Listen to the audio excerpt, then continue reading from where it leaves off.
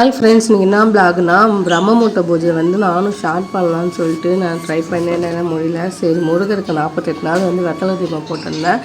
அதுலேருந்து சரி அது முடிஞ்சிட்டு திரும்பி ஸ்டார்ட் பண்ணிட்டேன். அது இல்லாமல் பிரம்ம முகூர்த்த பூஜையும் பண்ணலான்னு சொல்லிட்டு இன்றைக்கி முதல் நாள் வெள்ளிக்கிழமை. அதுவும் நேற்றே வந்து விளக்கு ஜாமான்லாம் விளக்கி வச்சுட்டு காலைல வந்து சாமந்தி பூலாம் சாமிக்கெலாம் வச்சுட்டு விளக்குக்கெலாம் எண்ணெய்லாம் ஊற்றிட்டு பச்சை கலப்பெல்லாம் போட்டது திரி போட்டுட்டு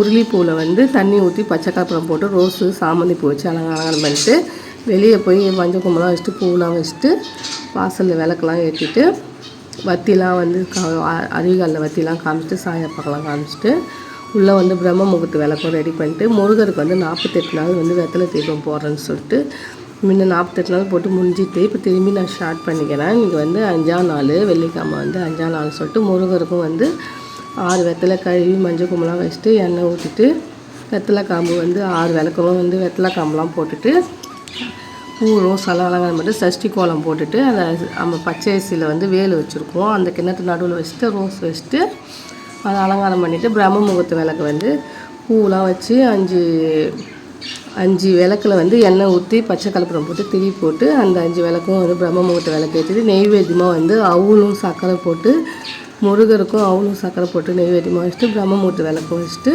பிரம்ம முகூர்த்த பூஜையை முடிச்சுட்டு முருகருக்கு வந்து வெத்தலை தீபம் போடலான்னு சொல்லிட்டு முருகருக்கும் வந்து 6 வெத்தலை ஏற்றிட்டு தீபத்தை ஏற்றிட்டு அதில் வத்திலாம் காமிச்சிட்டு முருகருக்கு வத்திலாம் காமிச்சு பூஜையை முடிச்சிட்டேன்.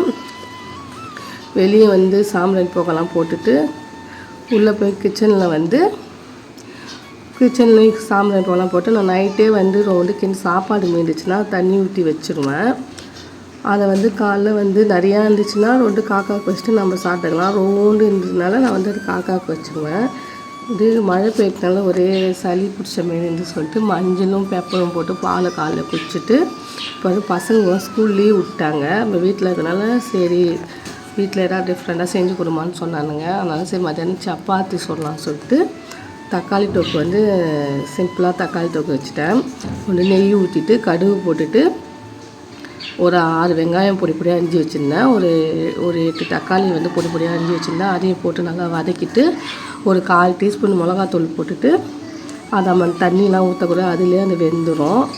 அது வந்து சாந்தானோன்னு கொத்தமல்லி போட்டு இறக்கிட்டேன். சப்பாத்தியும் ஊட்டி வச்சுட்டு ஒரு சப்பாத்தி போட்டு அவங்களுக்கு வந்து சப்பாத்தி ரெடி பண்ணிட்டேன். எங்களுக்கு வந்து நேற்று வச்சு கரோட்டு குழம்பு இருந்தது. சாதம் மட்டும் சூடாக வச்சுட்டு முட்டை வந்து பொடி மாசமே பண்ணிக்கலாம் சொல்லிட்டு சப்பாத்தி போட்ட கல்லுலேயே வந்து எண்ணெய் ஊற்றிட்டு கடுகு போட்டுட்டு ஒரு 5 வெங்காயம் பொடி பொடியாக அரிஞ்சு வச்சுருந்தேன். அந்த வெங்காயமும் ஒரு பச்சை மிளகா பொடி பொடியாக அரிஞ்சு வச்சு அதையும் போட்டு நல்லா வதக்கிட்டு கருவேப்பிலை போட்டு வதக்கிட்டு 2 முட்டையை உடச்சி ஊற்றி அழகாக